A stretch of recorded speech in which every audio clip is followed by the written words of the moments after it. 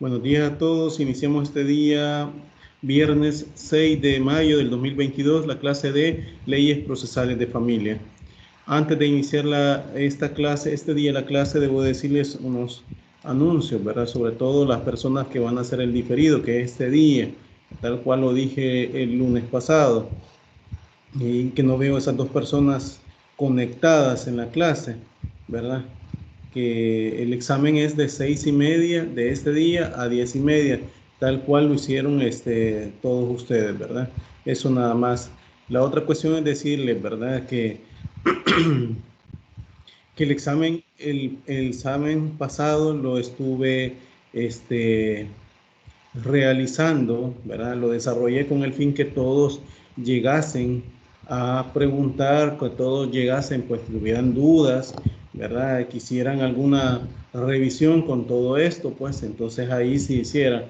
No es válido que ustedes posteriormente me estén diciendo si voy a aperturar revisión de los exámenes, porque yo ya lo hice, ¿verdad? Entonces, para esa se destina un día para el hecho de que ustedes puedan, pues, mencionar, ¿verdad? Alguna situación que pudiésemos tomarlas, ¿verdad? O verificarlas con respecto al examen, ¿verdad? Entonces, eso nada más de decirles, porque el punto es destinar una clase para eso, es con el fin que ustedes pues estén verificando, son preguntas cerradas, difícilmente se van a hacer modificadas, ¿verdad? Pero sin embargo podemos estarlo dialogando en el evento que ustedes pudiesen haber interpretado diferente y pues ahí yo se las explicaba, ¿verdad? Entonces yo creo que desde el momento que nadie me preguntó, ¿verdad? Todos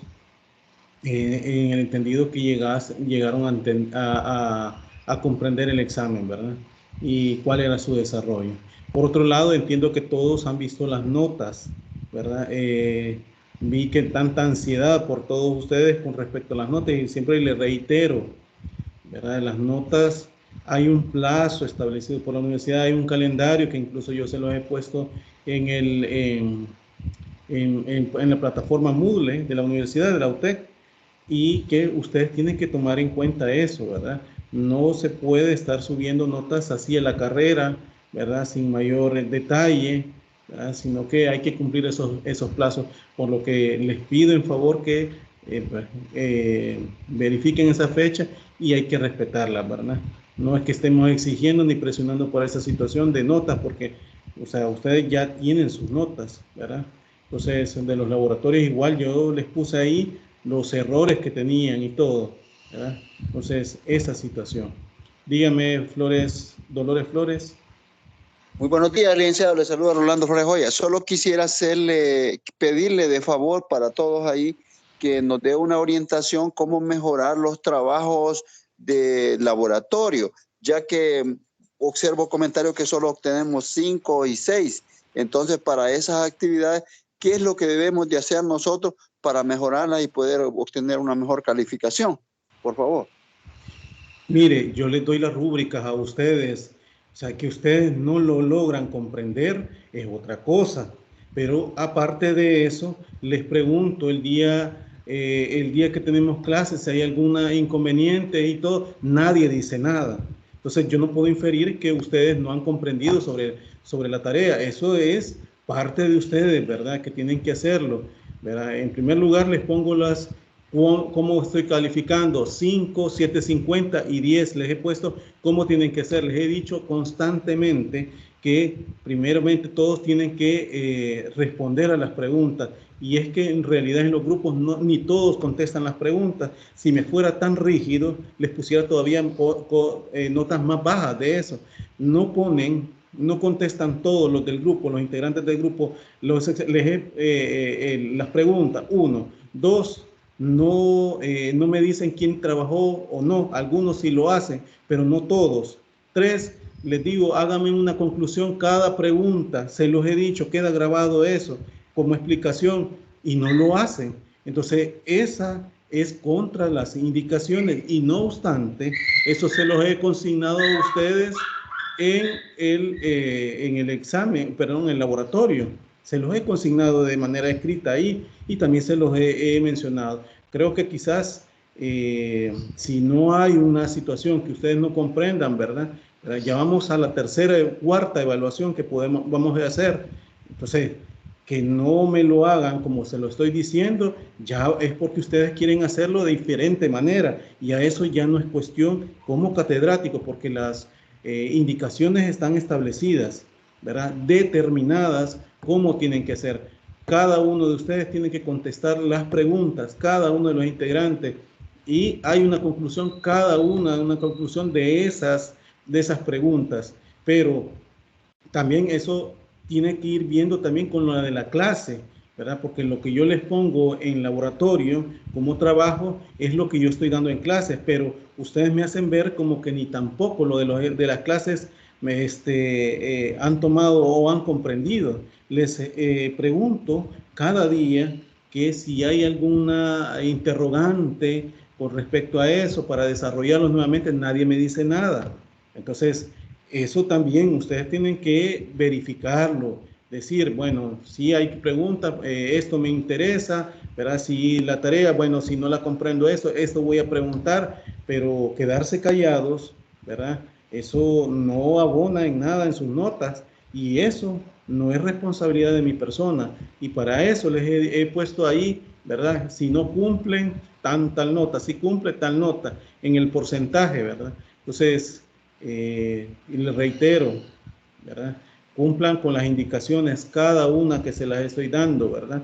Y pues leer nada más, comprender unas indicaciones, leer, y si no las comprendemos, preguntar, pero el trabajo así se va a hacer de la mejor manera, ¿verdad? Pero si ustedes no me lo hacen así, o en todo caso lo hacen a última hora, porque ustedes vienen haciendo los trabajos siempre sábado o domingo a última hora. Y les digo esto porque la plataforma pone los tiempos en los cuales ustedes están haciéndolo.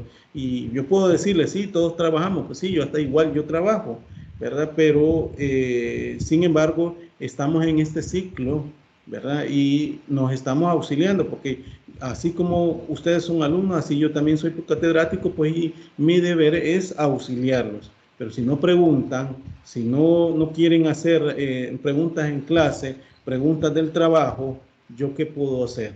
¿Verdad? Entonces las indicaciones se las doy siempre.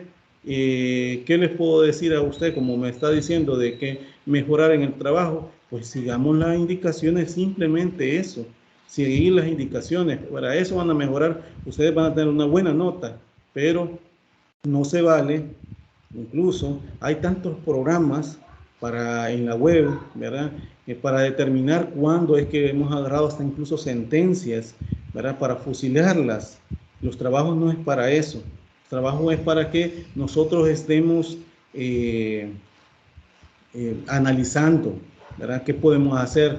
¿Verdad? Si ustedes se han ido fijando, que todos los trabajos, todo vienen concatenado entre los principios, entre lo de los temas, las medidas, etcétera. Vamos viendo así entre todo el procedimiento, ¿verdad? Viene como concatenado todo eso. Me hacen preguntas, hay veces, ¿verdad? Y se las respondo, pero para contestar el laboratorio tampoco lo puedo hacer, ¿verdad? Hay veces preguntas que me hacen, mire, tal cosa es así, así, así. O sea, yo no les puedo decir, mire, sí o no, ¿verdad? Pero sí les puedo decir, mire, yo lo quiero de esta forma, y se lo he reiterado. Entonces, insistirles eso, ¿verdad? Que la nota, pues ustedes la van a obtener de la mejor manera, siempre y cuando sigan indicaciones, siempre y cuando no sigan, no vayan en contrario en lo que yo les estoy diciendo, ¿verdad? Porque si no van a tener malas notas, así de simple, ¿verdad? Y la idea tampoco es que ustedes tengan malas notas, o en todo caso que ustedes no cumplan las expectativas, no, sino que aprendan, ¿verdad? Yo les he dicho que aquí, en las clases, ahora de forma virtual, uno pues tiene que preguntar por qué, porque ahí aquí podemos dejar de, como dice el dicho, dejar de pasar de ignorante un momento, ¿verdad? Que para toda la vida, porque uno aquí en las aulas puede perfectamente preguntar, pero si uno no pregunta, ¿verdad? Difícilmente va a aprender, ¿verdad? Con los conocimientos, porque yo aquí vengo a hablarles a ustedes y todo, espero que la clase sea más dinámica, estarles diciendo a ustedes, pero no lo hacen de esa forma y obligarlos tampoco puedo, ¿verdad? Entonces, yo cumplo mis obligaciones de impartir la clase. Ya si ustedes no quieren preguntar, ya sea por los temas o en todo caso por las actividades que se están haciendo, pues va en con ustedes pues, que quieran cuál es la nota que van a obtener, ¿verdad? Espero que le haya quedado claro, señor Flores Dolores. Sí, yo entiendo de que después de contestar cada pregunta, los compañeros deben de hacer una conclusión en base a las preguntas que han concluido, ya que a veces nosotros solo hacemos una sola conclusión, representando a todo el grupo. Pero ahora ya le entendí que hay que hacer una conclusión de cada aporte que cada integrante del grupo da. Yo entiendo, vamos a leer más detenidamente y vamos a tratar de mejorar para hacer con más calidad el trabajo y obtener una mejor ponderación de calificación. Yo le agradezco muy fino por su explicación, licenciado. Bueno, ok. Entonces, nada más eso, ¿verdad? De seguir indicaciones, ¿verdad? Y que pues contesten con lo que se les pide. También hay muchas veces, ustedes me están contestando con disposiciones penales. Acá no hay, en la ley es leyes procesales de familia, ¿verdad? Hay que tenerlo en cuenta. O en todo caso se van a cuestiones civiles, ¿verdad? Y no es nada que ver las preguntas que se les están haciendo en eso. Que puede reforzar, sí, pero lo principal es las leyes que estamos ahora, porque por eso se llama la materia leyes procesales de familia, ¿verdad? Bueno, si no hay consultas con respecto a estos puntos, inicio la clase. Pues anteriormente también, no sé si también tienen preguntas de lo último que hablamos, siempre de los requisitos, y hablamos de lo último también de la inadmisibilidad y la improponibilidad de la demanda. En esta última voy a tratar de desarrollarlo esta mañana, ¿verdad? Y seguir con los incidentes, ¿verdad? Pero me gustaría saber si hay alguna pregunta, si no, pues continúo con lo de la clase.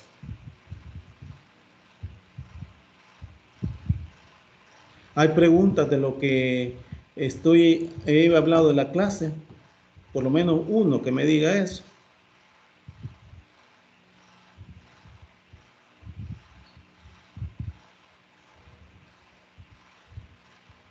Felipe Amaya. Felipe Amaya.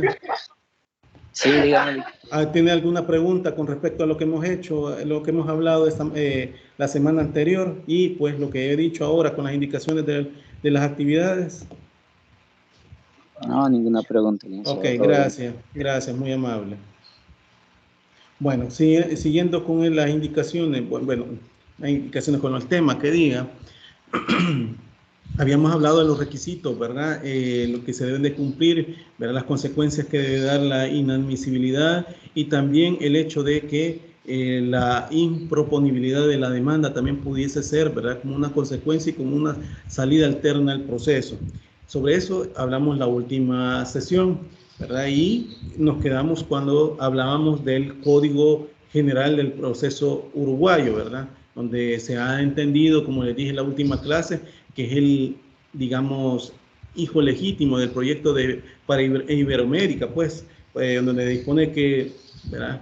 Esta salida de la improponibilidad de la demanda, ¿verdad? Eso lo establecía en el artículo 118.2, ¿verdad? A primera vista puedo decir que el rechazo ab initio, ¿qué quiere decir eso? O sea, de entrada, in limine litis, en el examen liminar de la demanda, de una demanda, se basa en los principios de autoridad judicial y en lo de la eficacia, economía y celeridad procesal, ¿verdad? Esto es así, pues, porque el papel, digamos, que ahora ejerce, los juzgadores no admiten que deban permanecer inactivos ante la formulación de pretensiones. Es decir, que haya una demanda que no haya sido resuelta, pues, ¿verdad? Y cuya sustanciación no llevarla, o sea, no establecerla, más que una pérdida de tiempo y esfuerzo por parte del órgano judicial. ¿Por qué? Porque ¿cómo se llama? Inútil dispendio. Es decir, que el tribunal se dedica para darle el trámite a este tipo de demandas y la misma es inoperante. No puede ser resuelta porque hay muchos supuestos, como les decía yo, en el 170 del Código Procesal Civil y Mercantil, como por ejemplo la cosa juzgada, ¿sí? ¿Se acuerdan que le estuvimos hablando de ese mismo hecho? O sea, que ya había sido resuelto, ¿verdad? Entonces, el objeto de la causa, es decir, que no puede ser conocida, ¿verdad? Hay una situación que le imposibilita, etcétera, ¿va? El problema lo plantea el rechazo liminar de la demanda. Esto por cuestiones, y así lo dice este código, ¿verdad? Porque estas mismas situaciones fueron tomadas en su momento aquí bueno, en aquel entonces que establecía el Código de Procedimientos Civiles, ¿verdad? Con la ineptitud de la demanda, y que también la Sala de lo Civil lo retomó cuando habla también de la ilegitimidad sustantiva, ¿verdad? Activa, como primer punto. También por falta de interés para obrar, ¿verdad? El interés que se establece de las personas para seguir con el proceso, ¿verdad? También una tercera, como la incorrecta acumulación de acciones. Y una cuarta que podemos decir como la incongruencia de la causa pretende y el petition que le llama, es decir, entre lo que yo pido como parte demandante, ¿verdad? Lo que yo desarrollo, ¿verdad?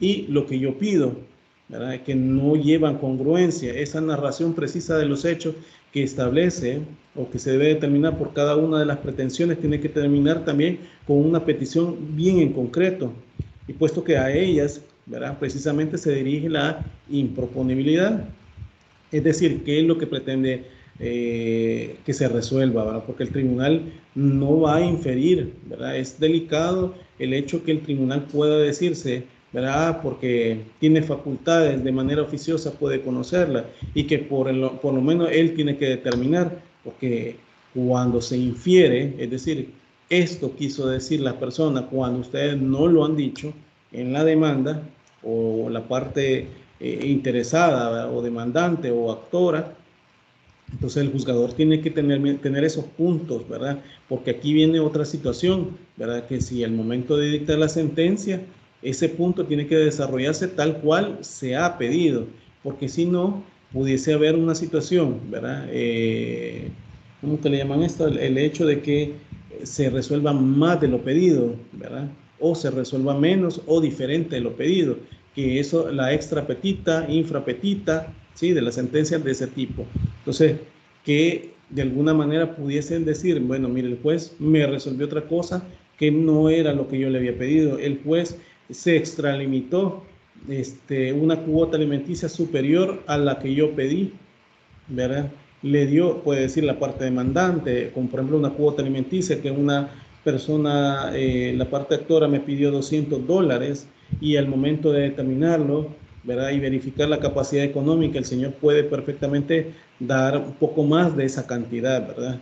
De 200, digamos unos $400, $500, porque los puede dar a partir de las necesidades, pero sin embargo el juez está amarrado. ¿Por qué? Porque la petición ha sido de $200, ¿verdad? A menos de que las partes llegasen a un acuerdo, pero ahí es una situación de que las partes quieran llegar, pero para resolver del juez, ¿verdad? Es esa, digamos, las bases las cuales puede determinar, ¿verdad? De aquí hasta aquí puedo yo resolver, ¿sí? Entonces, esa situación puede determinarse, ¿verdad? Sobre la incongruencia. Acordémonos también sobre esto del principio de congruencia, ¿verdad? Que entre lo pedido y lo resuelto tiene que estar, ¿verdad? Una situación que pudiese establecerse, ¿verdad? A partir de la demanda hasta la culminación, que es por medio de la sentencia. Esto pues no se está de acuerdo en que estos deben ser los puntos en que el juez, ¿verdad? Debe buscar en su análisis de improponibilidad. Y esto, el hecho del análisis de la improponibilidad se debe ir determinando, ¿verdad? En puntos bien concretos, como por ejemplo, como les dije antes, la ilegitimidad sustantiva activa y la falta de interés para obrar, ¿verdad? Porque estos dos, y la ilegitimidad, cuando hablo de la ilegitimidad, es que obviamente no tiene legitimación activa la persona para hacerla, o en todo caso, ¿verdad? Falta, pues, en todo caso, de obrar, ¿verdad? Que son considerados presupuestos materiales o sustanciales de la sentencia de fondo, ¿verdad? Y su falta hace que la sentencia de fondo sea inhibitoria, ¿verdad? No se decide el fondo de la litis, ¿verdad? Porque hay una situación que puede perjudicar en ese sentido. Entonces, por eso es que se debe determinar que se podrá entonces iniciarse nuevos procesos si posteriormente adquiere ese interés jurídico que no tienen, ¿verdad? Cuando se promovió el primero, ¿verdad? Aduciendo incluso, ¿verdad? Por ejemplo, la prueba que faltó. Esto incluso, ese último caso de la falta de interés para obrar, que lo correcto es llamar la falta de interés sustancial, ¿verdad? Para pedir sentencia de fondos o el interés de la pretensión. ¿Verdad? Por lo tanto, sería violatorio una improponibilidad de este motivo, pues recordemos que el efecto de esta resolución es que causa cosa juzgada material, ¿verdad? Lo cual impediría que el actor pueda ejercer en otro, ¿verdad?, proceso que la misma pretensión se pudiese conocer, ¿verdad? ¿Cómo queda el derecho de petición y audiencia contemplados en los artículos 18 y 11? ¿Verdad? Creo que antes incluso de responder esta pregunta, les puse yo un ejemplo en una ocasión con respecto a una declaratoria de unión no matrimonial donde la madre y madre e hija eran las convivientes de una misma persona, ¿verdad? Y que ellas posteriormente habían iniciado la acción, ¿verdad? Ahí mismo se habló, ¿verdad? Porque la madre la inicia, da el trámite y como ahí, conforme al 126 de la Ley Procesal de Familia, se emiten los edictos. ¿Para qué? Para que este edicto pueda ser visto por cualquiera de las personas porque se publica, ¿verdad? ¿Y para qué? Para que estas personas puedan llegar ante el proceso, pues comparecer, ¿verdad? Mostrarse parte y contestar la demanda. Ese es el fin, ¿verdad? Y que determine todo, pues pondere su derecho de defensa. El punto está que en ese caso que yo les expuse a ustedes, y creo que ya se los había mencionado, pero atinente a lo que estoy hablando ahorita, volverlo a retomar, era que se decía de que como la madre no llegó el día de la audiencia preliminar, las cosas volvieron al estado, perdón, la hija no llegó porque había reconvenido, la hija no llegó a la audiencia preliminar, las cosas volvieron al estado en que se encontraban con la reconvención que ella había puesto. La reconvención es una petición, es una muta petición. ¿Qué quiere decir eso? Que es una demanda dentro del mismo proceso, ¿verdad? Así como se los había mencionado anteriormente, pero aparte de eso, ¿verdad?, las consecuencias que dice el 112 de la Ley Procesal de Familia, las cosas se volvieron a estar al estado en que se encontraba antes de la interposición de la demanda, ¿verdad? Entonces, bueno, en ese sentido fue una situación que se pidió, ¿verdad?, o se estableció de esa forma. Pero se decía que había cosa juzgada, ¿verdad? Cosa juzgada en el sentido de que la señora, volvieron al caso en que se encontraba antes de la interposición de la demanda, pero la mamá llegó hasta la sentencia y la sentencia, ¿verdad?, de la mamá sí se resolvió, pero de la hija no, ¿verdad? Entonces se alegaba cosa juzgada, que era improponible la demanda porque la hija posteriormente, el último día de que se le habilitaba para interponer la demanda de unión no matrimonial, recordemos que hay un plazo que establece el 125, siempre del Código de Familia, donde determina que ese plazo se debe cumplir. Antes era, ¿verdad?, un año para las convivencias y posteriormente de esa ruptura de ese año, de esa convivencia, tenían 3 años para iniciar la acción, ¿verdad?, para iniciar la demanda de unión no matrimonial. Hoy en día eso es al revés, ¿verdad? Bueno, antes era 3 años para la convivencia y 1 año para interponer la demanda. Ahora es 1 año de convivencia y 3 años para presentar la demanda. Entonces el punto es que en este caso, el que yo le estoy poniendo, ella llegó hasta el último día y se alegaba cosa juzgada. Allí había otra situación en la cual también se podría determinar, ¿verdad?, que y la Sala de lo Constitucional lo habló en un momento, en una sentencia, que dijo que cuando no se entraba, no había una sentencia de fondo, ¿verdad? No se podría estar hablando de una cosa juzgada, ¿verdad? Entonces ahí sí se entró a conocer, pero el punto acá, y lo traigo a colación a lo que estoy hablando en este momento, es para que ustedes vean de que puede perfectamente declararse la improponibilidad por una situación que imposibilita o hace ver al tribunal que no puede darle trámite a una demanda, ¿verdad? Ahora bien, con la pregunta que les he puesto, ¿cómo queda el derecho de petición y audiencia contemplado en el artículo 18 y, bueno, 11 y 18 de la Constitución? Podemos decir ahí, ¿verdad? Si hay alguien que quiere hacer una pregunta, que veo que se me activó un micrófono. Raiza Castillo. No, Lick. Ok. Bueno, siguiendo con esta situación, ¿verdad? La pregunta, como les decía, la situación que se menciona como, digamos, como la ilegitimidad sustantiva activa, que parece incorrecto llamarse así, ¿verdad? ¿Por qué? Porque lo que se da es según David Echandía, es la falta de legitimación, ¿verdad?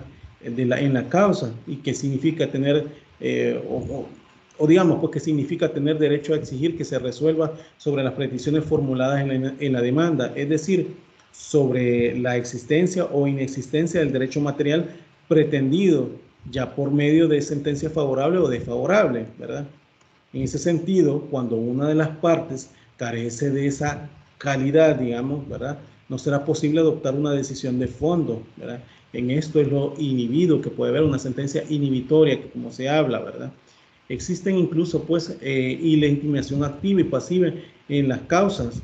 En esos dos casos podemos decir, ¿verdad? Cuando, en primer lugar, cuando el demandante o el demandado no tenía en absoluta legitimación en la causa, por ser persona distinta a quien le correspondía formular esa pretensión o contradecirla, ¿verdad?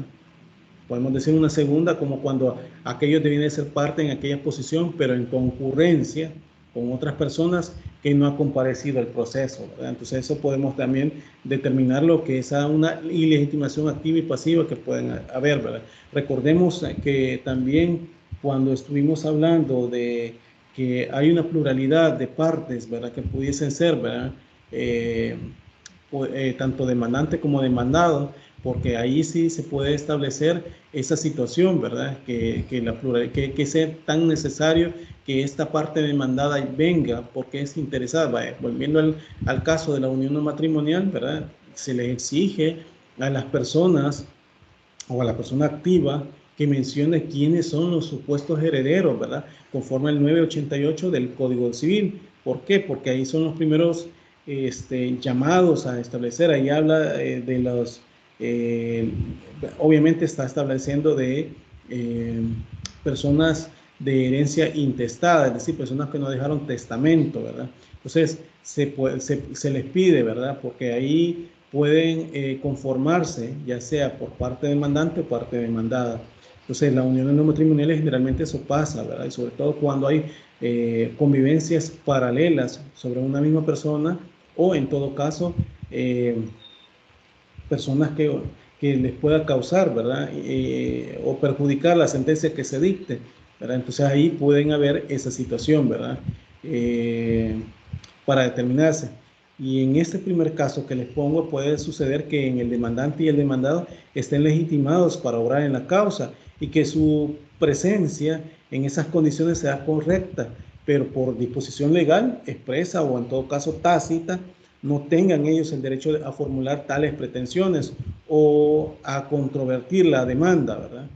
La legitimación en la causa estará incompleta y no será posible la sentencia de fondo, perdón.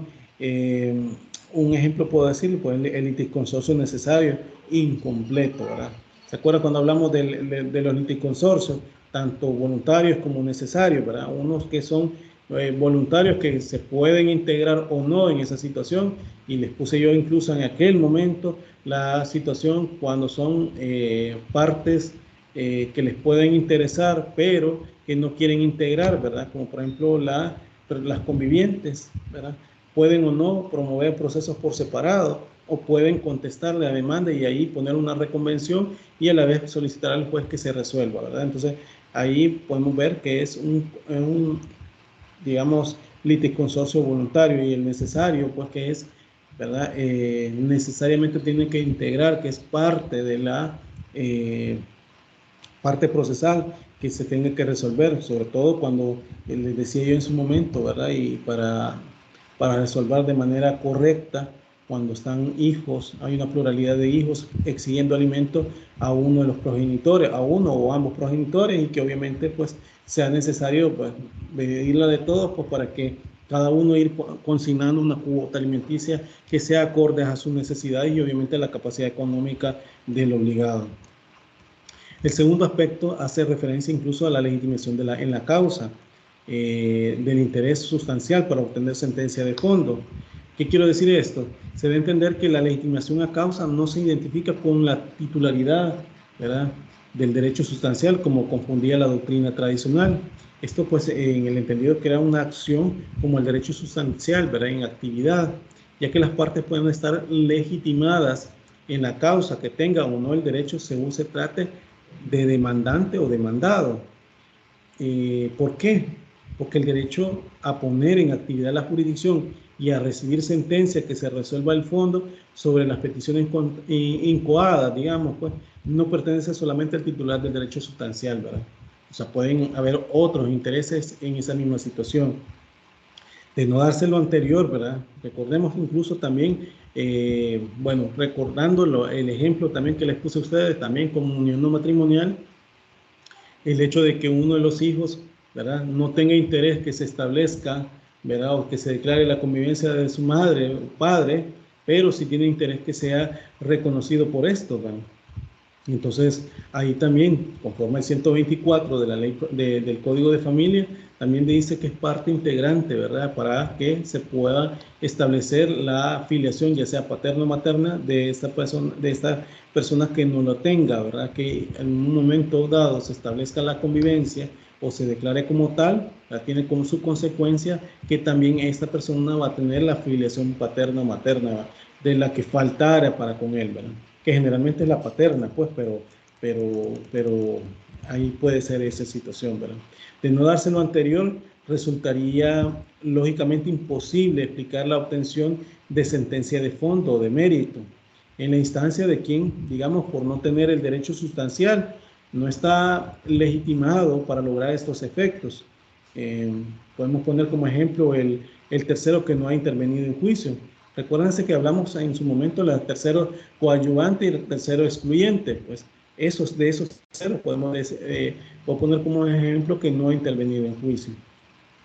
Además, no constituye cosa juzgada material en la falta de legitimación en la causa. ¿Por qué? El juez se limita a declarar que está inhibido para resolver sobre la existencia del derecho material pretendido, por lo cual no niega ni afirma que este derecho exista. Es imposible que se produzca cosa juzgada sobre un punto que ha sido objeto de decisión. Entonces, en ningún momento tendrá que ser improponible la falta de esta. Pues, por ejemplo, un niño, niña o adolescente que demande alimentos a un supuesto padre o madre, de hecho, será inhibitoria de la sentencia, ¿verdad? ¿Por qué? Porque no tiene el título, es decir, no tiene su partida de nacimiento que le establezcan, ¿verdad?, la filiación paterna para pedir alimentos, ¿verdad? Aquí hay un punto, aquí hay una discusión también. ¿Por qué? Porque generalmente en las pretensiones de declaración judicial de paternidad o maternidad, hay veces quieren, ¿verdad?, como medida cautelar, una cuota alimenticia provisional que se establezca. Pero el punto acá estaría que si el hijo, si se ha planteado ese tipo de demanda, es con el fin de que sea reconocido por sus progenitores. Y si no está reconocido por sus progenitores, no tiene título que lo habilita para pedir alimento, ¿verdad? Algunos han establecido que no se puede pedir, ¿verdad?, porque no existe ese título, porque probablemente en un momento dado y al final de la sentencia se establezca, ¿verdad? Con la prueba pertinente, que generalmente sea la de ADN, ¿verdad? Que se establezca que no es el papá de esta persona que la está exigiendo, ¿verdad? El punto es que cómo quedaría. Entonces, sin embargo, pues la ley también establece que en casos así de alimentos, sobre todo se demuestra una situación de, digamos, picardía, por decirlo de esa forma, que la persona se aprovechó para exigir alimentos, ¿verdad? Pero el punto acá está que también tiene que el juzgador verificar que no todas las, ¿verdad? ¿Cómo decirle? No toda situación puede llevar a determinar que hay un fraude. Por ejemplo, un hijo al final exige que sea reconocido por sus padres, pero ese hijo al momento de estar externando, ¿verdad? Tiempos de su concepción, tiempos de que sus padres sea que convivieron en unión libre, o sea que ellos en un encuentro sexual esporádico, que hubo ese embarazo y posteriormente que se haya dado a luz hasta el niño o niña, pero el punto estará acá para que se pueda exigir y que decirle a él que, o a ella, ¿verdad? Que den datos certeros. ¿Por qué? Porque no, en ese momento no existía, o sea, no había nacido, o en todo caso, ¿verdad?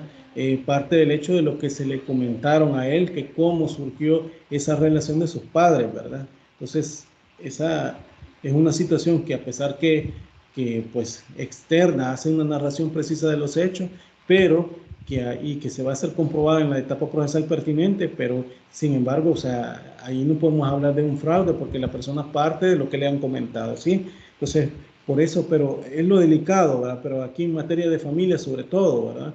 En los puntos que se están tomando, ¿verdad? Por eso es que les decía, ¿verdad? Un hecho podrá hacer que seguir un juicio de declaratoria de paternidad que logre la calidad de hijo, ¿verdad? Y por ende la legitimación que al principio le faltaba, si se da el rechazo liminar en el caso planteado, ¿verdad? De alimento, ¿verdad? Entonces, ¿cómo queda el artículo 18 y 11 de la Constitución, ¿verdad? Entonces, ahí podemos ver que el juez tiene que ser un poquito abierto en esa situación, ¿verdad? ¿Por qué? Porque si me están pidiendo alimentos, ¿verdad? La necesidad es imperante ahí, pues, sobre todo cuando son niñas, niños o adolescentes, ¿verdad? Que tiene que haber una respuesta, no simplemente por el hecho que no tenga título, es decir, no esté reconocido por sus padres, pero, ¿verdad? Esta criatura necesita de la protección de sus padres, ¿verdad? Entonces ahí obviamente hay que hacer digamos, un análisis con profundidad, ¿verdad? Para potenciar el derecho de defensa en este caso y necesidad de una criatura, ¿verdad? Que pudiese tenerlo. Una segunda, tomando en cuenta de lo que les he hablado para la improponibilidad de la demanda, ¿verdad? Que hemos hablado con esta razón, pues, que se busca el análisis de la improponibilidad, podemos decir que hay aspectos o hay circunstancias, ¿verdad?, en relación a la incorrecta acumulación de acciones. Es decir, que se acumularon varios procesos o, en todo caso, hay pretensiones, ¿verdad?, diversas en una misma demanda. Como análisis de la improponibilidad también se considera, ¿verdad?, poco acertada la aseveración, digamos, pues en presupuesto material o sustancial de la sentencia de fondo y por ende, pues su falta hace que la sentencia sea inhibitoria. La inhibitoria o la indebida acumulación no impide resolver, ¿verdad?, en el fondo de mérito sobre todas las pretensiones de todos los casos, sino cuando haya incompatibilidad por ser excluyentes o contradictorias entre una y otra del mismo grupo principal, ¿verdad? O de cada grupo de subsidiarias, ¿verdad? Por ejemplo, demandar alimentos al padre e impugnar esa paternidad. O sea, son, digamos, pretensiones, dos pretensiones, pero una excluye a la otra. O sea, si yo pido a mi padre alimentos, ¿verdad? Me exigen el título que me habilita eso. ¿Y cuál es el título que me habilita esa situación? Es que mi padre me haya reconocido, o en todo caso se haya declarado judicialmente la paternidad, ¿verdad? Pero ahí se haya establecido esa situación. Hay una partida que lo determine, ¿verdad?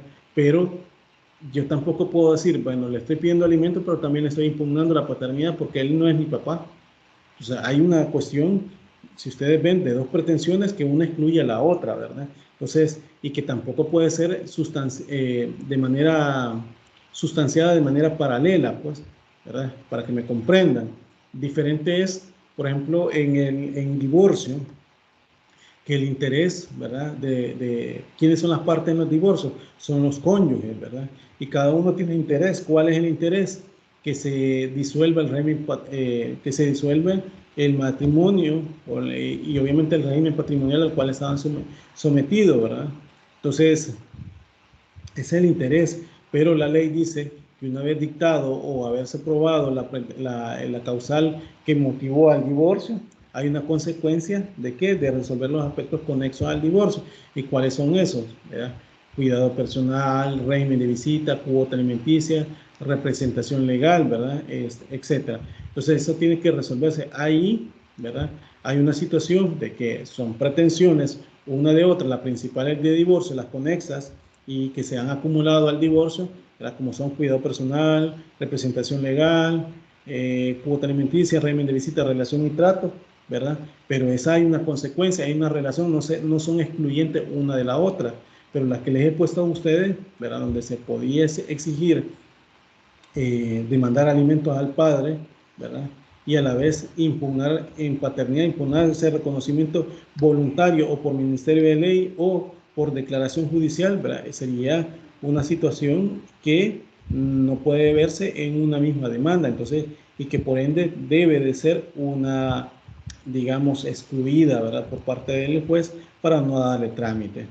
Ahora bien, pero si se trata de que varias pretensiones principales no es posible resolver por falta de competencia y respecto de otra no sea necesaria la consecuencia de la primera, digamos que sí se debe pronunciar sentencia de mérito de esta, ya que el proceso no es nulo, debido a que el vicio solo afecta el trámite respecto a algunas pretensiones y es válido para las otras, ¿verdad?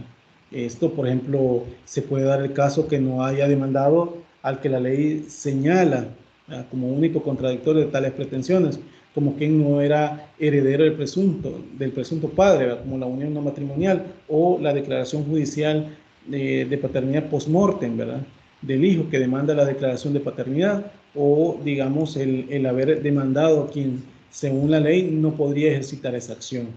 En estos casos podría ser que quien sea obstáculo para la decisión del fondo, pero no existía respecto de las pretensiones, ¿verdad?, que no dependan de la primera.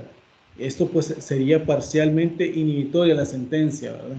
Entonces, en ese sentido, si la acumulación no reúne las condiciones de compatibilidad, debe ser rechazada la demanda y no ser excluyente contradictoria, ¿verdad?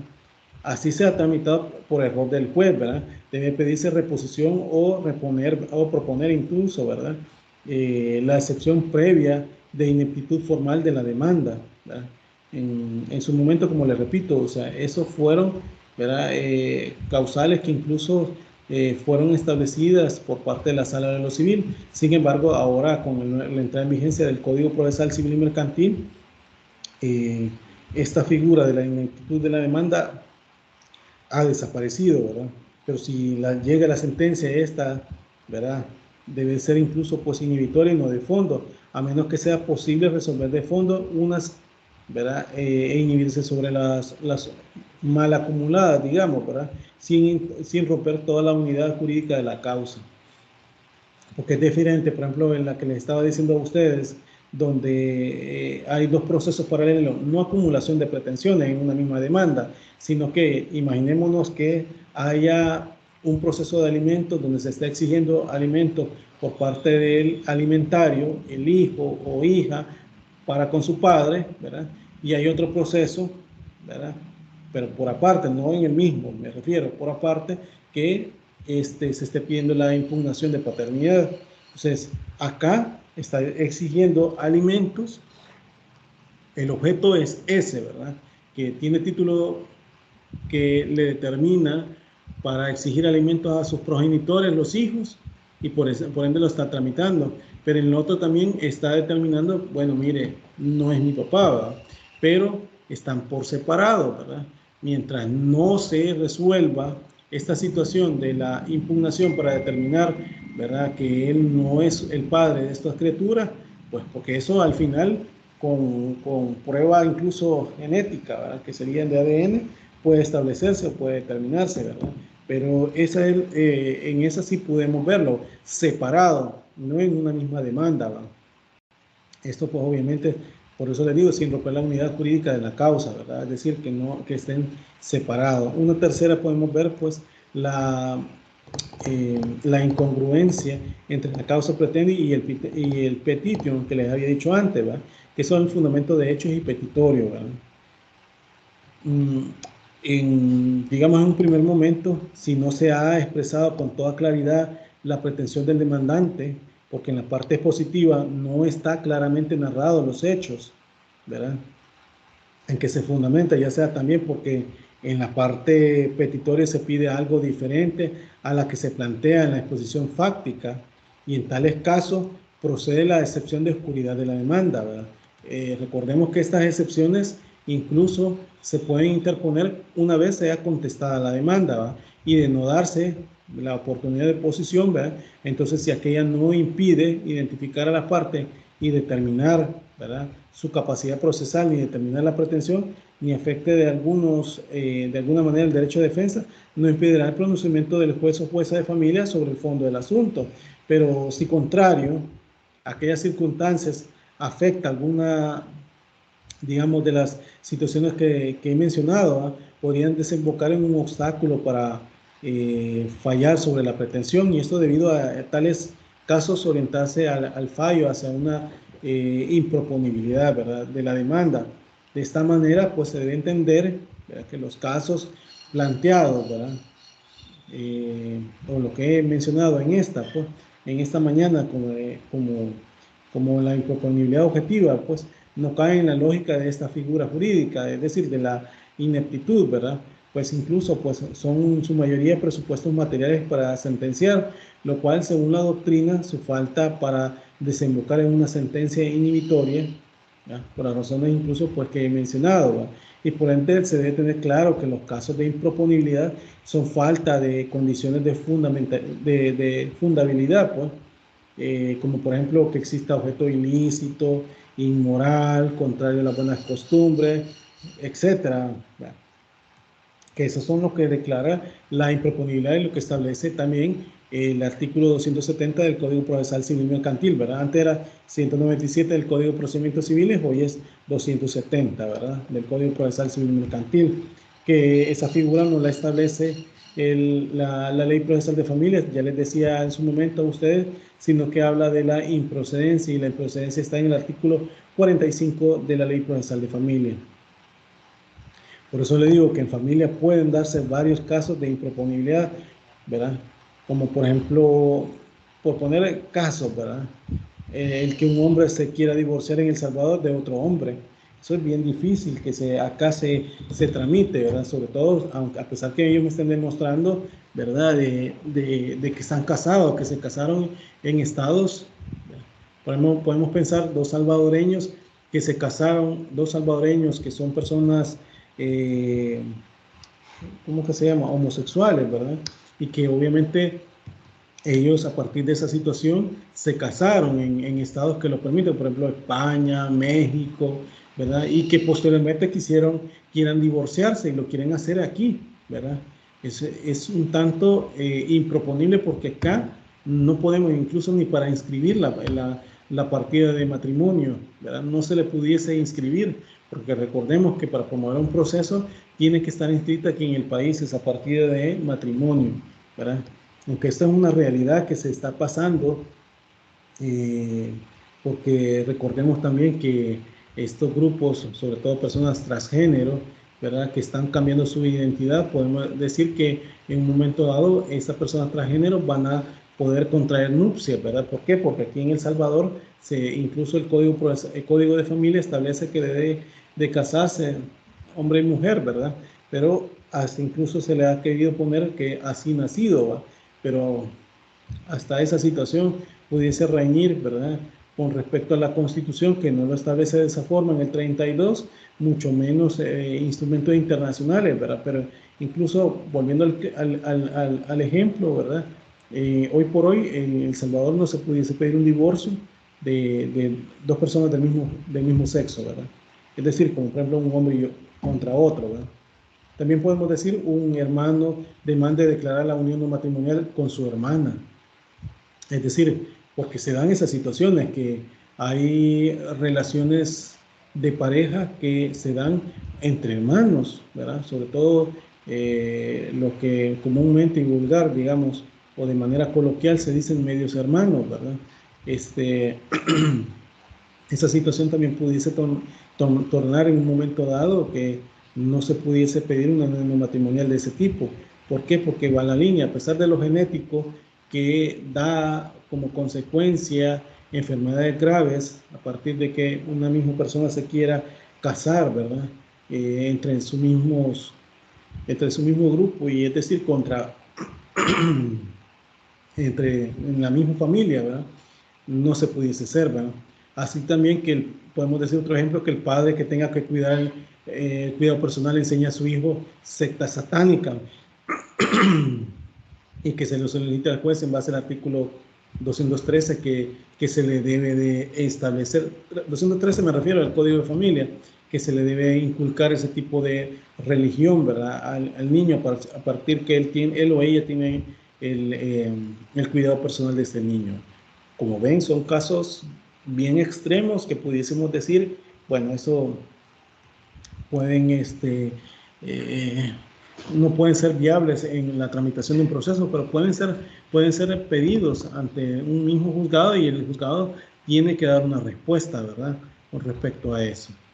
Se logra entender los ejemplos que les he estado dando a partir de lo que hemos hablado esta mañana. No sé si hay preguntas de lo que hemos hablado esta mañana con respecto a la improponibilidad, ¿verdad?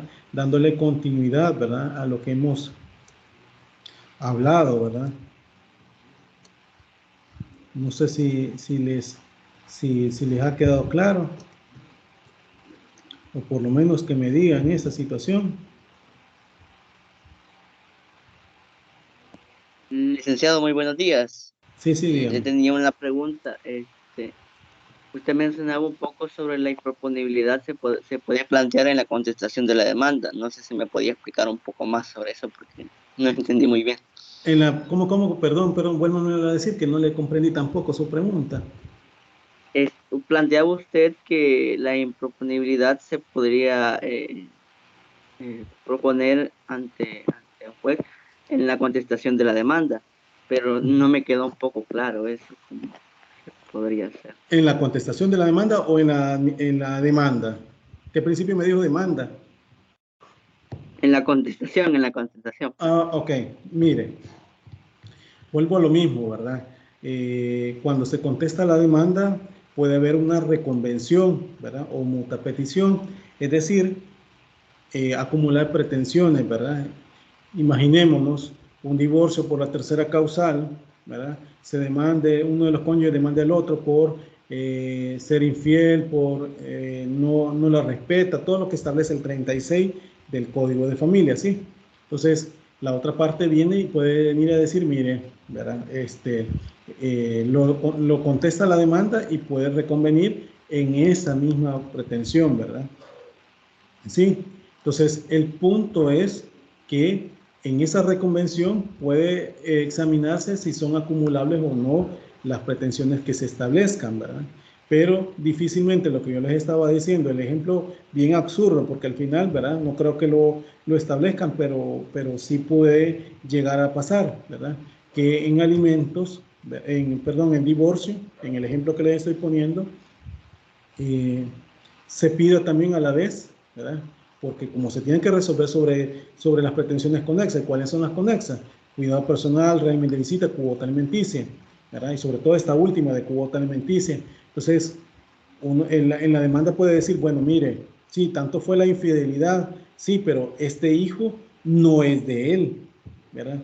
Yo se lo compruebo con acá y entonces por ende presento la demanda, o sea, una reconvención de divorcio por vida intolerable, pero ¿qué? Porque me faltó el respeto, ¿sí? Por lo que establece el 36, pero también pongo la improponibilidad de la demanda, perdón, la declaratoria de impugnación, declaratoria judicial de impugnación de paternidad, porque a partir de esa infidelidad, ¿verdad? Este hijo pues fue reconocido por la parte demandada, ¿va? O por Ministerio de Ley se le atribuyó, ¿verdad? Por ser el esposo. Eso me pueden decir, pero no puedo darle trámite a esa misma pretensión. O sea, le puedo dar trámite al divorcio, ¿verdad? Porque entre las dos van a establecerse, ¿verdad? La causal que se determina en ser vida intolerable, pero para la improponibilidad, para la declaratoria judicial de impugnación de la paternidad, tiene que llevarlo en otro proceso por aparte, donde se establezca esa situación, pero no aquí en el proceso, no en la contestación de la demanda. Sí, para que me logre comprender, Marvin Miranda, cuando hablo de que el juzgador puede declarar la improponible es cuando tiene que hacer ese análisis, ¿verdad? Porque una reconvención que se plantea con la contestación de la demanda en ese tiempo de los 15 días, ¿verdad? Tiene que ser el juez o jueza de familia en un análisis de procedencia, ¿verdad? Si reúne todos los requisitos del 42 siempre, ¿verdad? De la ley procesal de familia, y que si son pretensiones que se excluyen una de otra, le va a motivar en ese sentido. ¿Se logra entender, Marvin Miranda? Sí, ahora sí, muchísimas gracias. Ok. Bueno, entonces esa es la que comentarle, ¿verdad? Que en el sentido de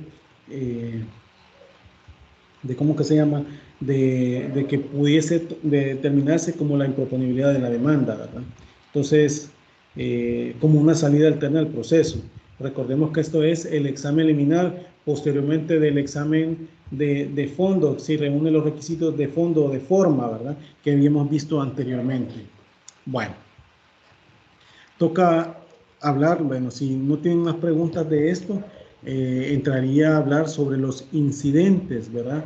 Que se dan en primera instancia en los procesos de familia, que estos incidentes se establecen a partir de lo que determina, ¿verdad? Ya sea en el trámite del proceso, ¿verdad? Posteriormente ya que se haya admitido, porque partimos del hecho de que el proceso se ha admitido, ¿verdad? Ahora bien, bueno, no sé si hay preguntas de lo que he hablado, más de lo que se me han interrogado, ¿verdad? Para evacuarles sobre la improponibilidad y sobre la inadmisibilidad. Si no, pues doy por agotado ese tema. Recordemos que esto va a venir en el examen, este examen cuarto que vamos a tener, ¿verdad? Entonces, dígame por lo menos una persona si tiene o no hay preguntas, ¿verdad? Si no hay así, pues yo entiendo, no solamente por el hecho de que se queden callados. ¿Hay preguntas más de eso? Raiza Castillo. Raiza Castillo.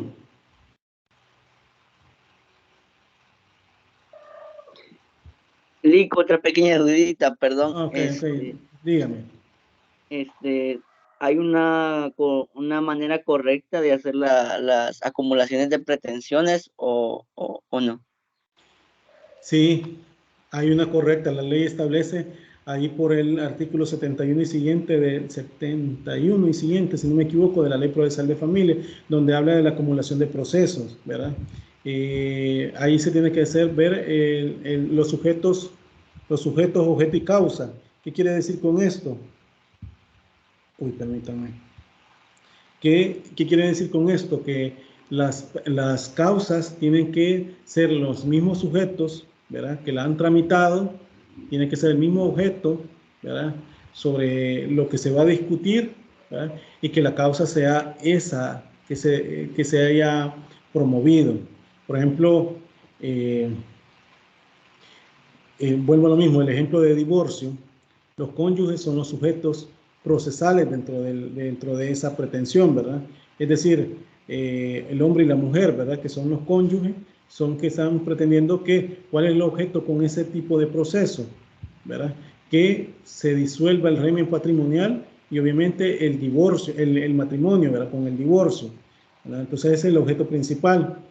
Si bien es cierto, en divorcio se pide también las pretensiones conexas al divorcio, estas pretensiones conexas al divorcio, ¿verdad? Pueden ser cuota alimenticia, régimen de visita, ¿verdad?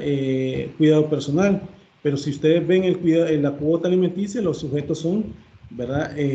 Los hijos, ¿verdad? Entonces, yo no puedo promover un tipo de procesos, o por ejemplo una reconvención de alimentos frente a divorcio. Me han planteado divorcio por la segunda o tercera causal, indistintamente, divorcio, el cónyuge. El otro cónyuge no puede venir a decirme, bueno, voy a plantear la demanda de divorcio, de alimentos en representación de mi hijo, porque en las de alimentos, quien tiene ¿cómo sería? La legitimación activa es los hijos frente a los padres, el alimentante que aporta la cuota alimenticia. ¿Sí me explico? Entonces, no son las mismas partes. Entonces, ahí no pudiese acumularse, porque y aparte del objeto, ¿cuál es el objeto en alimentos? El objeto es que se establezca una cuota alimenticia, no que se disuelva el régimen patrimonial o en todo caso el matrimonio. ¿Sí? Entonces, ahí no pudiese tampoco las dos, esa reconvención establecerse a partir de la divorcio por la tercera causal o segunda causal, ¿verdad? Por esa situación. ¿Sí me explico? Es decir, no son las mismas partes y no es el mismo objeto, ¿verdad? Y la causa obviamente es diferente. ¿Se logra comprender, Marvin Miranda? Sí, muchísimas gracias. Ok. José López, dígame. Sí, licenciado.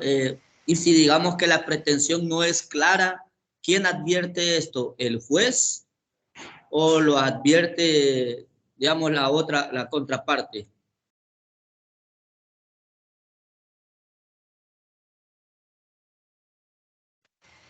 Perdón, ¿me escuchan? Sí, le escuchamos. Ok, perdón que se me había... Ok, gracias. Cuando les estaba hablando sobre la inadmisibilidad de la demanda, cuando les hablé del artículo 95 y 96 de la Ley Procesal de Familia, esto en consonancia con el 42, les decía que los requisitos de fondo y forma son analizados a partir de estos artículos. Pero si en el evento no hay una determinación puntual con respecto a la pretensión, con respecto a la narración precisa de los hechos, con respecto a la prueba, si no es singularizada, el juez tiene que prevenir, hacer una prevención, obviamente, que sea digerible, comprensible para a quien va dirigida, ¿verdad? En este caso, a la parte actora que está promoviendo una demanda o una solicitud y decirle, mire, esta situación está mal, ¿verdad? No me ha expuesto una narración precisa de los hechos, no me ha ofertado prueba, mucho menos me ha dicho el objeto y finalidad de la prueba, ni me la ha singularizado. Entonces, ahí, ¿verdad? El juez, en ese examen liminar de la demanda o solicitud, hace esa prevención, lo hace el juez, ¿verdad? O jueza de familia. Entonces, hace las prevenciones y le da un espacio de 3 días, ¿verdad? La Ley Procesal de Familia habla de 3 días en el 96 de la Ley Procesal de Familia, pero cuando son pretensiones como por ejemplo de adopción, que es generalmente, en esa ley habla que son 5 días, ¿verdad? Solamente en ese tipo de pretensión se habilita 2 días más, que son 5 días para culminar, ¿verdad? O poder subsanar las prevenciones que se le hagan. Volvió a levantar la mano Luis López, José López, perdón. Sí, es que dijo algo bien interesante. Dice que durante los 5 días ya no puedo ingresar algo más. Pero si yo, digamos, posteriormente encontré algo y necesito, porque es bien importante dentro del caso, pero ya me hicieron la prevención, ¿qué puedo hacer? Lo que pasa es que, digamos, La pretensión, según el trámite del proceso de familia, ¿verdad? Usted, si usted lee el 44, ¿verdad? Ahí le dice que usted para aportar prueba tiene que hacerlo usted ya sea en la demanda, en la contestación de la demanda, y ahí se infiere también, ¿verdad? En la reconvención también, ¿verdad? Esa prueba. Pero si posteriormente usted, ¿verdad?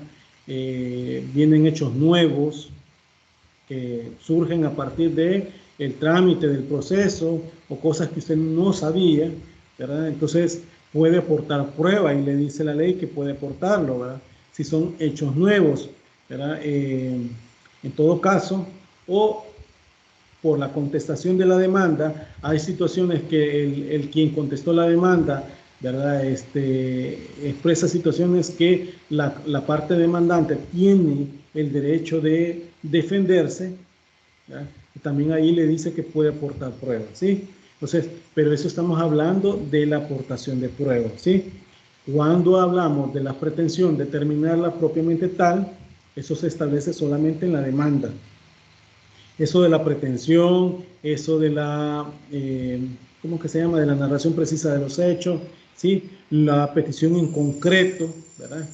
Eso tiene que ser la demanda. ¿Por qué? Como les había explicado al inicio de esta clase, por el principio de congruencia entre lo que usted me pide en la demanda y lo que digamos, se probó en la sentencia, en la audiencia de sentencia.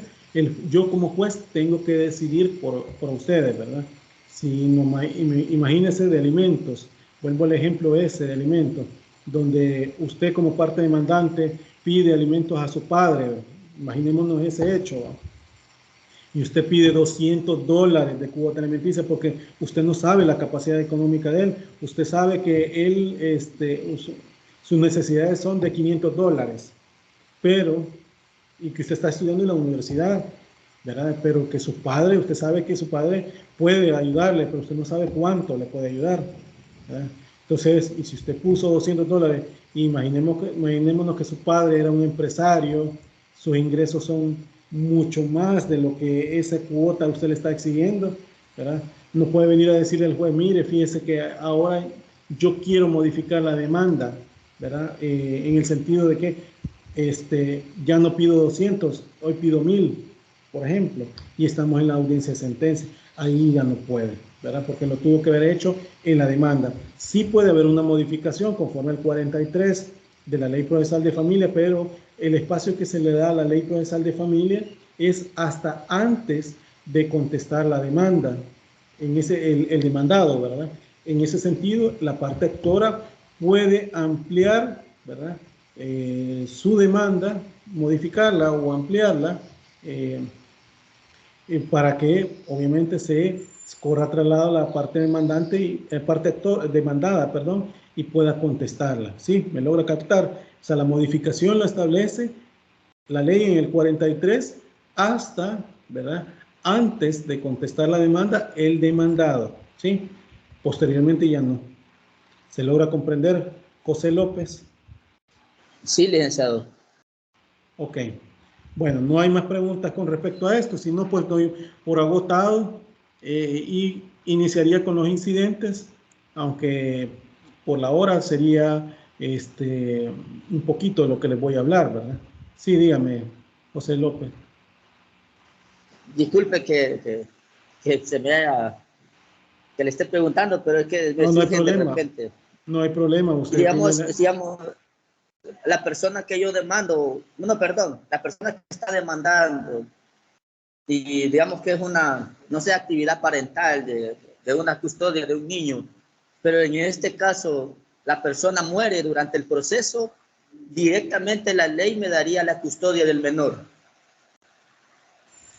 Si hay una discusión de pérdida de la autoridad parental o suspensión que no ha sido sustanciada, es decir, decidida por parte del juez, ¿verdad? Y fallece uno de las partes, el artículo, creo que esto lo hablamos en una ocasión con ustedes, el artículo 18 habla de la sucesión procesal, ¿verdad? Quienes van a, entrarían como sucesores, ¿verdad? A partir de esa situación.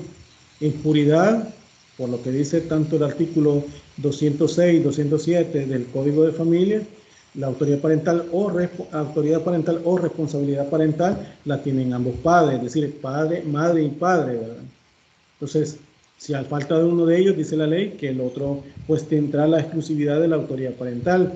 Pero el punto acá que usted me está hablando es de una persona que obviamente le están sustanciando el proceso de pérdida o suspensión de la autoridad parental por cualquiera de las causales que establece el 240 o 241 del Código de Familia, ¿verdad? Entonces quiere decir que hay una imposibilidad para que esta persona pueda seguir, digamos, tener esa autoridad o responsabilidad parental, ¿verdad? Del hijo que está en ese momento. ¿Por qué? Porque hay un proceso tramitado. O sea, ahí la ley ya no le daría esa posibilidad de establecerlo. Sí, lo que puede hacer el juez, dar una medida cautelar, ¿para qué? Para darle un cuidado provisional, ¿verdad? Por lo que establece el 209 y 219 del Código de Familia, ¿verdad? Puede hacer el juez en ese momento. En ese momento sí se activaría, digamos, como una tutela.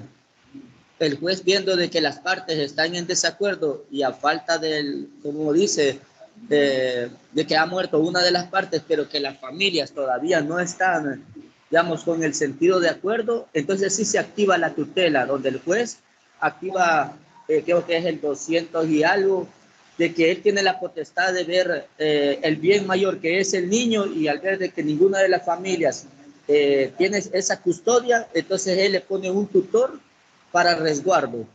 El artículo 300 del Código de Familia habla de esa situación. Sí puede ser perfectamente, pero como ya le vuelvo a repetir, si en el caso estaba sustanciándose, imaginémonos que está en la admisión de la demanda, que se ordenó el emplazamiento del demandado y allí fallece, digamos que sea la madre, ¿verdad?, que haya planteado ese tipo de pretensión, porque aquí solamente son, según el 242 del Código de Familia, quien tiene legitimación para este tipo de pretensiones son cualquiera de los padres, el procurador, el fiscal, ¿verdad?, que puede promover este tipo de procesos. Perdón, procurador nada más, la fiscalía es para el caso de nulidad. Entonces sería cualquiera de los padres, el procurador, y incluso hasta de oficio el juez. Pero si ya estamos hablando que estamos en esa etapa de la, ¿cómo que se llama?, del ordenamiento del emplazamiento, no se ha ordenado el emplazamiento y allí fallece la persona, perfectamente se puede modificar la demanda en el sentido que se amplía pedir una tutela. Esto es el 272 del Código de Familia. La tutela, ya sea legítima, porque recordemos que las tutelas son dativa, legítima y testamentaria. Si no hay testamento, sería la legítima, si cualquiera de los parientes. Y si no hay pariente que pueda ejercer el cargo de este niño, puede ser cualquiera interesado, que es la dativa, cualquier persona que pueda hacerlo. Entonces, ahí puede perfectamente acumularse la pretensión, ¿verdad?, en la pérdida, pedir la tutela, ¿verdad?, de esa criatura. Pero si estamos hablando que ya pasaron eso, estaríamos en la audiencia preliminar o en la audiencia de sentencia, y allí sucede este hecho tan grave como es la muerte de la madre de esta criatura, y el padre no, pues obviamente se le está diciendo por cualquiera de las causales que le comento, ahí pues la tutela tiene que serla por aparte, ¿verdad? Entonces, ¿por qué razón ya no se pudiese acumular esa pretensión? ¿Me logra captar? Es decir, las pretensiones no pueden ser acumulables una de otra por el espacio de tiempo, porque el procedimiento en los casos de familia tienen espacio para poderse determinar. Si en ese espacio no se solicitan, obviamente tienen que ser por aparte su tramitación, y eso es con el fin de ponderar el derecho de defensa a la parte que lo solicita, ¿verdad? ¿Se comprende, José López? Sí, licenciado. Ok. Bueno, sí, creo que ya no hay más preguntas, o no sé si tiene más preguntas José López, que veo que bien activo ha venido de las preguntas, y qué bueno que sea así, porque esto hace que desarrolle más yo, pues, con respecto al tema, ¿verdad?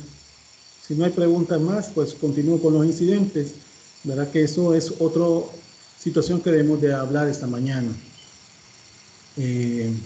Recuerden que voy a tratar de culminar, porque acá ya esta unidad 2 tenemos que terminarla con esta evaluación número 4, ¿verdad? Entonces ya me quedaría con la 3 y la siguiente unidades, ¿verdad? Que para establecerla a ustedes, la 2 y la 3, que llevan un tanto similitud, ¿verdad? De lo que estamos hablando esta mañana. Perdón, que vamos a hablar en esta cátedra, que diga, no solamente esta mañana, sino que en esta cátedra de leyes procesales de familia. Bueno, los incidentes en primera instancia, debo decirles que en el proceso de familia, ¿verdad? Esto se da que iniciado, digamos, para darle un significado etimológico de lo que podemos entender como incidentes, puedo decir, ¿verdad? Que iniciando un juicio pueden proponerse cuestiones accesorias que deben ser, ¿verdad?, resueltas antes del asunto de la pretensión principal del proceso. Ocurren, pues, por tanto, como accesoria a la materia central del litigio, y que por ello, ¿verdad?, se les denomina incidentes. Este término deriva del latín incidentis, que significa acontecer, suspender o interrumpir. También de la palabra latina cedere, que quiere decir que caer una cosa dentro de otra. Esta concepción es tomada incluso por autores como por ejemplo Pallarés, ¿verdad?, entre otros, ¿verdad? Y según pues ellos pues lo determinan en ese sentido, ¿verdad? Que son que pueden de alguna manera pues esos incidentes pues ¿verdad?, suspender o interrumpir el trámite del proceso dependiendo de lo que se esté solicitando.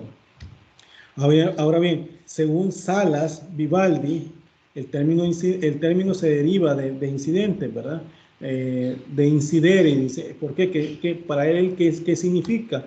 Ocurre, ¿verdad? O sobrevenir, y que compone de un indicare, es decir, ¿verdad?, lo establece en un asunto principal, en un sentido amplio, que lo retoma, pues, que puede aplicarse esta denominación a todo acontecimiento que se origina en una instancia y que interrumpe o altera su curso ordinario, ¿verdad? Él lo va estableciendo incluso para situaciones bien generalizadas, ¿verdad? Pero también se designan a los incidentes con el nombre de artículos o articulaciones. ¿Por qué? Porque en este término proviene de la antigua legislación española, que establecía pues incluso que los incidentes o artículos son pequeños procedimientos que tienden pues a resolver controversias de carácter adjetiva, teniendo relación inmediata y directa en un asunto principal.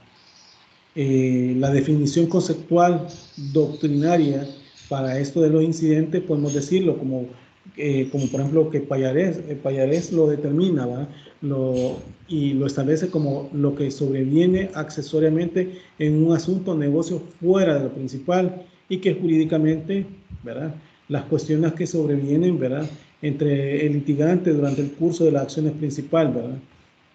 Entonces así lo conceptualiza Pallarés, ¿verdad? En el diccionario jurídico establece la palabra incidente, que es toda controversia que se suscita accesoriamente durante la tramitación de un litigio y que, siendo distinta el objeto principal del asunto, ¿verdad?, guarda una relación tal cual misma que requiere una resolución previa, ¿verdad?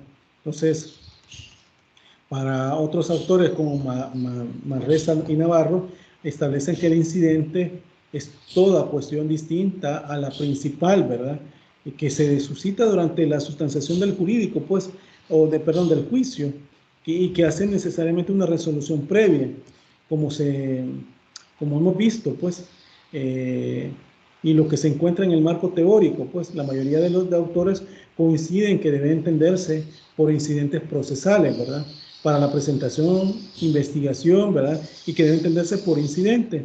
Y entonces ahí podemos nosotros conceptualizar a partir de lo que ellos mismos establecen, y podemos decir que es toda cuestión accesoria que surge en el desarrollo del proceso, ¿verdad?, y que tienen una relación directa o indirecta con el objeto principal del juicio, y de tal forma que las cuestiones accesorias afectan, ¿verdad?, en alguna manera el objeto principal del litigio, y que por consiguiente, ¿verdad?, para resolver los accesorios se debe dar un trámite por regla general, ¿verdad?, y el cual tiene la forma de un pequeño proceso dentro del principal.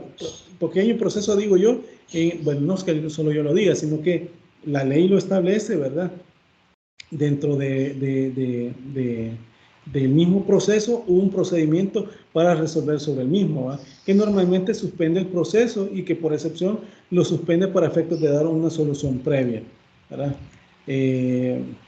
Vivaldi lo conceptualiza como esto, pues haciendo un estudio breve de las legislaciones, ¿verdad? Y casi en ninguna de ellas, pues incluso se precisa o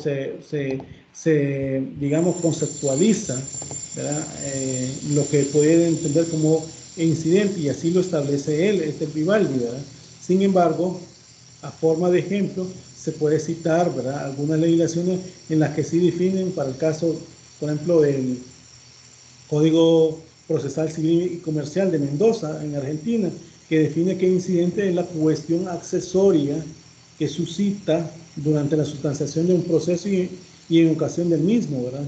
El Código de Procedimiento Comercial de Argentina de 1938, en su artículo 161, 164, se refiere a la materia de incidentes. Y esto pues expresando en el primero de ellos que las cuestiones que suscitan durante la sustanciación del proceso, ¿verdad?, y que tengan conexión o relación más o menos directa con él, se tramitan por separado. El anteproyecto, ¿verdad?, que hemos hablado también del Código Procesal Civil Mercantil, Código Procesal Civil Modelo, perdón, para Iberoamérica, define en su artículo 282 a los incidentes como las cuestiones diferentes de la principal, y esto pues dependiendo en su formulación y ordenada en su decisión de la misma, ¿verdad? En la legislación del país, en especial en el Código Procesal Civil Mercantil, ¿verdad?, no se proporciona definición alguna de incidentes, mucho menos en la Ley Procesal de Familia, ¿verdad?, pero estos sí son regulados, ¿verdad?, de forma dispersa en el cuerpo legal, ¿verdad?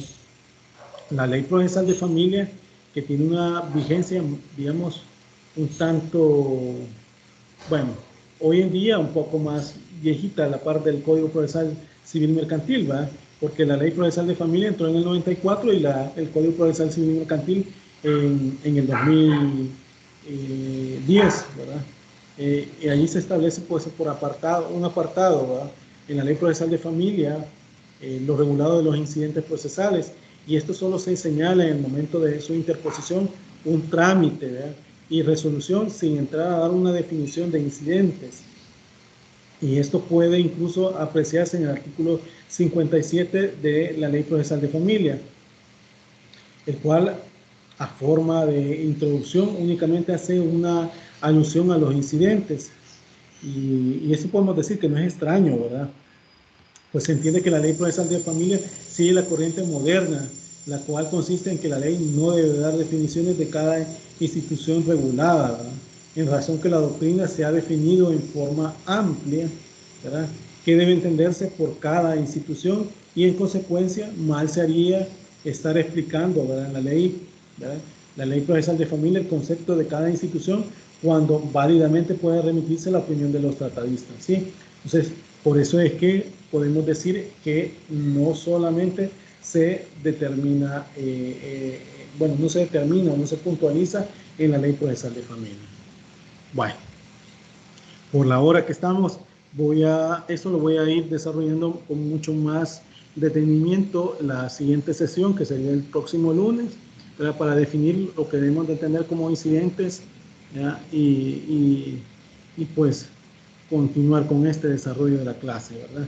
Entonces, no sé si hay preguntas a partir de lo que hemos hablado esta mañana, ¿verdad?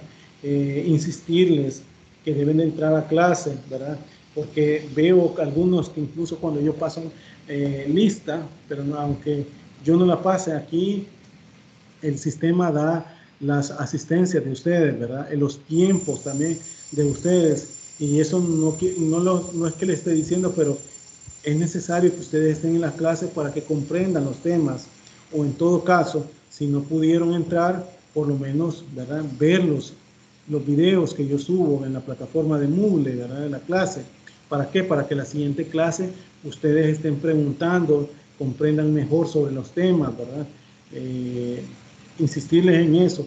Las clases tienen que estar ustedes acá. Eso se pondera por parte del catedrático, se pondera quienes participan, se pondera también el hecho de que ustedes, incluso si no entraron a clase, ¿verdad?, vieron los videos, porque ahí aparece todo, ¿verdad? Ahora esto de la tecnología hace o nos ayuda incluso para ir más allá, ¿verdad? Es decir, que un control bien determinado hace el uso de las plataformas, ¿verdad? Incluso para entrar a las mismas, ¿verdad? Bueno, eso nada más para decirles. Reiterarles a los dos que hicieron o tendrían que hacer el examen, ¿verdad? Que tienen que estar, como por ejemplo, quiero ver quién es que les mandaba ahí, por ejemplo, Martínez Mendoza, Rafael Esteven y Barahona Campos, José Ángel, que deben de hacer el examen, ¿verdad? Es ahora de 6:30 a 10:30 el examen diferido. Si no tienen ninguna pregunta, pues nos quedamos hasta acá. Nos vemos el siguiente lunes y pues que tengan un feliz fin de semana.